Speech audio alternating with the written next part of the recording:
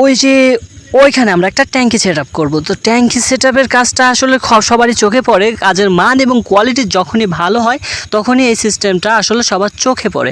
চোখে পড়ার কারণ হচ্ছে যে এইখানে আমরা যে কাজগুলো করে থাকি এটা ছাদের উপরে থাকে এবং ছাদের উপরে মানুষ, রাস্তার আশেপাশের মানুষ সবাই কিন্তু দেখে। তো আমরা এখানে একটা ডিজিটাল সেট আপ করলাম যেটা কিনা একটা পাইপে মোটর এবং ট্যাঙ্কির পানি দুইটাই চলবে। তো কী করলাম দেখুন একটুখানি, আমরা একটা সকেট লাগিয়েছি এখানে, যেহেতু ট্যাঙ্কির পেস লাইন থাকে, এবং একটা চাবি দিয়েছি যেটা বন্ধ করলে ট্যাঙ্কির পানি বন্ধ হয়ে যাবে, এবং এখানে একটা ইউনিয়ন দিয়েছি যেটা খুললে ট্যাঙ্কিটা সংযোগ থেকে বিচ্ছিন্ন হয়ে যাবে, এবং একটা নন রিটার্ন চেক ভালভ দিয়েছি যেইটা কিনা মূল মন্ত্র আমাদের, যা দিয়ে আমরা একটা পাইপে লাইন করে ফেলতে পারি, যেটা দিয়ে কিনা ট্যাঙ্কি থেকে শুধু পানি বের হবে কিন্তু পানি ট্যাঙ্কিতে ঢুকবে না।